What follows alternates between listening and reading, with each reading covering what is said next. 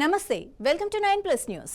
తిరుపతిలో సినీ నటుడు ప్రకాష్ రాజ్ పై criminal case నమోదైంది. తిరుపతి 4వ అదనపు జిల్లా జడ్జి కోర్టులో టీటీడీ పాలక మండలి సభ్యుడు భానుప్రకాష్ రెడ్డి ఈ కేసును నమోదు చేశారు. ఈ సందర్భంగా భానుప్రకాష్ రెడ్డి మాట్లాడుతూ కోట్లాది మంది హిందువుల మనోభావాలను దెబ్బతీసే విధంగా ప్రకాష్ రాజ్ వ్యాఖ్యలు చేశారని ఆరోపించారు. హిందువుల ఆరాధ్య దైవమైన శ్రీరాముని దొంగతో పోల్చారని ఆయన విమర్శించారు. గతంలో నోటీసులు పంపినప్పటికీ స్పందన రాలేదని, అందుకే న్యాయపరంగా చర్యలు తీసుకున్నామని తెలిపారు. ప్రకాష్ రాజ్ ను కోర్టు ముందుకు తీసుకొస్తామని, హిందువుల మనోభావాలతో చెలగాటమాడితే తగిన మూల్యం చెల్లించక తప్పదని హెచ్చరించారు. అవసరమైతే సినీ అసోసియేషన్ కు ఫిర్యాదు చేసి ఆయన సినిమాలను కూడా బహిష్కరించేందుకు చర్యలు తీసుకుంటామని భానుప్రకాష్ రెడ్డి తెలిపారు.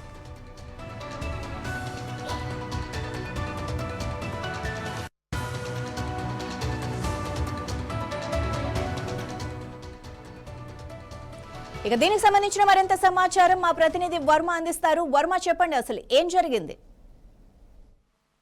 మాధవి, కోట్లాది మంది హిందువుల మనోభావాలు దెబ్బతీశారంటూ కూడా ప్రముఖ నటుడు ప్రకాష్ రాజ్ పైన టీటీడీ బోర్డు మెంబరు అలాగే బీజేపీ నేత భానుప్రకాష్ రెడ్డి కోర్టులో కేసు దాఖలు చేశారు. హిందువుల ఆరాధ్య దైవమైన శ్రీరాముడిని దొంగతో పోల్చడం పైన ఆయన తీవ్ర ఆగ్రహం అయితే వ్యక్తం చేశారు. గతంలోనే భానుప్రకాష్ రెడ్డి ఒక లాయర్ నోటీసు ఇవ్వడం జరిగింది. 100 కోట్ల పరువు నష్టం దాఖలు చేస్తానంటూ కూడా గతంలో ఆయన హెచ్చరించడం జరిగింది. అయితే ఈ నోటీసుకు ప్రకాష్ రాజ్ నుంచి ఎలాంటి రిప్లై కూడా రాలేదు. దీంతో ఇంతకాలం వేచి చూసిన ఆయన ఈ రోజు తిరుపతిలోని 4వ అదనపు జిల్లా కోర్టులో ఈ మేరకు క్రిమినల్ కేసుని నమోదు చేశారు. దీనికి సంబంధించి కూడా ప్రస్తుతం ఖచ్చితంగా చట్టపరంగా ముందుకు వెళ్తానని కూడా ఆయన చెప్తున్నారు. ఖచ్చితంగా ప్రకాష్ రాజును తిరుపతికి రప్పించి కోర్టుకు ఎక్కిస్తామని చెప్పి కూడా ఈ సందర్భంగా భానుప్రకాష్ రెడ్డి వ్యాఖ్యానిస్తున్నారు. అలాగే హిందూ మనోభావాలతో చెలగాటం ఆడితే తగిన మూల్యం చెల్లించుకోక తప్పదని కూడా హెచ్చరించారు.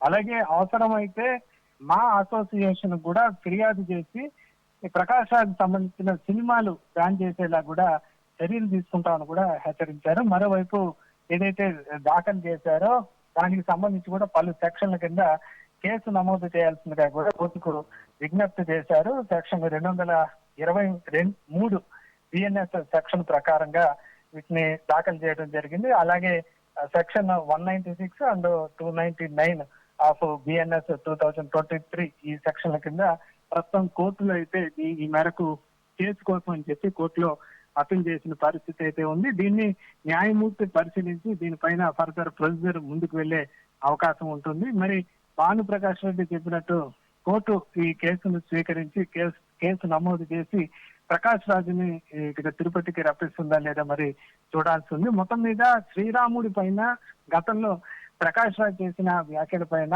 ఇటు బీజేపీ నేతలే కాదు హిందూ సంఘాలు కూడా తీవ్ర స్థాయిలో మండిపడిన పరిస్థితి అయితే ఉంది. రామాయణంలో ఏదైతే ఒక దొంగలాగా రాముడు ఈ విధంగా రావణాసురుడు సంబంధించి కూడా రావడం జరిగిందంటూ కూడా గతంలో ఆయన కొన్ని వివాదాస్పద వ్యాఖ్యలు చేశారు. అయితే దానిపైన సర్వత్రా విమర్శలు రావడంతో దానిపైన అప్పట్లో ప్రకాష్ రాజ్ కూడా ఒక చిన్న వివరణ అయితే ఇచ్చారు తప్ప క్షమాపణ అయితే కోరలేదు. దీంతోనే బీజేపీ నేతలు మండిపడుతున్న పరిస్థితి అయితే ఉంది. తాను హిందూ దేవుళ్లను కించపరిచే ఉద్దేశంతో ఆ మాట అనలేదు, దాన్ని వేరే రకంగా అర్థం చేసుకున్నారని మాత్రమే ఆయన చెప్పారు తప్ప దీనిపైన క్షమాపణలు అయితే ప్రకాష్ రాజ్ చెప్పకపోవడం పట్ల హిందూ సంఘాలు కానీ బీజేపీ నాయకులు ఇప్పటికీ ఆగ్రహం వ్యక్తం చేస్తున్నారు. ఏదైతే నోటీసులకు కనీసం రిప్లై కూడా ఇవ్వకపోవడంతో ఈ రోజు ఆయన కోర్టులో కేసు అయితే దాఖలు చేయడం జరిగింది.